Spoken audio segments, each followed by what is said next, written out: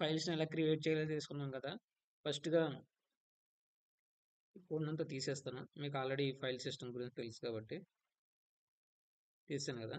ఇప్పుడు చూడు, FS file సిస్టమ్ని మనం ఇక్కడ రిక్వైర్ చేసుకున్నాం అనమాట. ఇంపోర్ట్ చేసుకున్న తర్వాత FS dot read file sample dot note చేసి ఫస్ట్ ఫైల్ అని ఉంటుంది. దాంట్లో ఇక్కడ ఎర్రర్ ఏమైనా వస్తే ఇందులో చూపిస్తుంది. ఎర్రర్ రాకపోతే ఫైల్ ఈస్ క్రియేటెడ్ అని వస్తుంది. లాస్ట్ వీడియోలో మనం తెలుసుకున్నాం కదా దీని గురించి. రీడ్ ఫైల్ ఇందులో ఉన్న దాని గురించి రీడ్ చేయడం కోసం. లాస్ట్ వీడియోలో కొంచెం కట్ అయింది కాబట్టి ఈ వీడియోలో చెప్తున్నాను. సో ఇక్కడ మనం ఇంకొక నేమ్ తీసుకున్నాం. ఏ నేమ్ అంటే ఇప్పుడు శాంపుల్ అని పెట్టి శాంపుల్ డాట్ హెచ్టిఎంఎల్ అనే ఫైల్ తీసుకున్నాం. శాంపుల్ డాట్ హెచ్టిఎంఎల్ ఫైల్ తీసుకున్నాం కదా. ఆ ఫైల్ నోట్ చేసి ద ఫస్ట్ క్రియేషన్ అని అర్థం. సో ఇక్కడ కూడా శాంపుల్ డాట్ హెచ్టిఎంఎల్ ఉంది కదా. ఇప్పుడు చూద్దాం. డేటా రావాలి. ఏ డేటా? ఇందులో ఉన్న డేటా రావాలి. ఇందులో ఏం డేటా ఉంది? ముందు ఫైల్ క్రియేషన్ అవ్వాలి కదా. శాంపుల్ డాట్ హెచ్టిఎంఎల్ ఎక్కడ ఉంది? ఇందులో ఈ ఫైల్ అనే దాంట్లో శాంపుల్ డాట్ హెచ్టిఎంఎల్ ఎక్కడ లేదు. సో మనం ఒకసారి ఎగ్జిక్యూట్ చేసినట్లయితే ఫైల్ ఈస్ క్రియేటెడ్. ఇక్కడ శాంపుల్ డాట్ హెచ్టిఎంఎల్ వచ్చింది. సో ఇందులో ఉన్న హెచ్టిఎంఎల్ అనేది node JS first file is creation అని ఉంది కదా. ఫైల్ క్రియేట్ అయింది. ఫైల్ క్రియేట్ దాన్ని ఏం చేస్తున్నాం? ఈ శాంపుల్ డాట్ హెచ్టిఎంఎల్లో ఏముందో మనం రీడ్ చేయడానికి రీడ్ ఫైల్ అని పెట్టాం. రీడ్ ఫైల్ అని పెడితే మనకి ఇక్కడ డేటా అనేది ఎన్కోడింగ్లో వచ్చింది అనమాట. బైనరీ కోడ్లో వచ్చింది. ఈ ఎన్కోడింగ్ చేయడానికి మనం యూజ్ చేసేది ఏంటంటే పెట్టి లాస్ట్ వీడియోలో యూటీఎఫ్ అని చెప్పాను కదా. యూటీఎఫ్ 8 అని పెడితే వస్తుంది. ఒకసారి చూద్దాము ఎందుకు తప్పు వచ్చిందంటే వీటిని డబుల్ కోట్స్లో పెట్టాలి. సో మనం మళ్ళీ ఒకసారి ఎగ్జిక్యూట్ చేసి చూడు. ఫైల్ డేటా ఇదిగో file data is node first file creation. ఇందులో శాంపుల్ డాట్ హెచ్టిఎంఎల్. ఇప్పుడు మనం శాంపుల్ డాట్ హెచ్టిఎంఎల్ ఓపెన్ చేద్దాం. ఇక్కడ ఉంది sample dot HTML.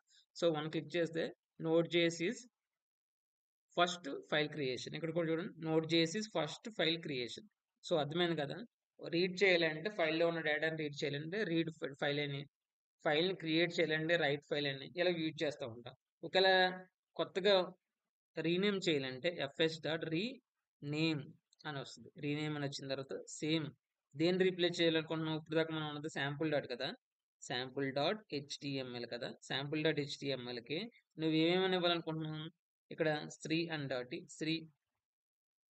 Dot HTML అని ఇవ్వాలనుకుంటున్నాం. సో అర్థమైందా? దీన్ని సేమ్ మొత్తం అంతా మళ్ళీ సేమ్ ఒకటే. ఎర్రర్ అని చూపించి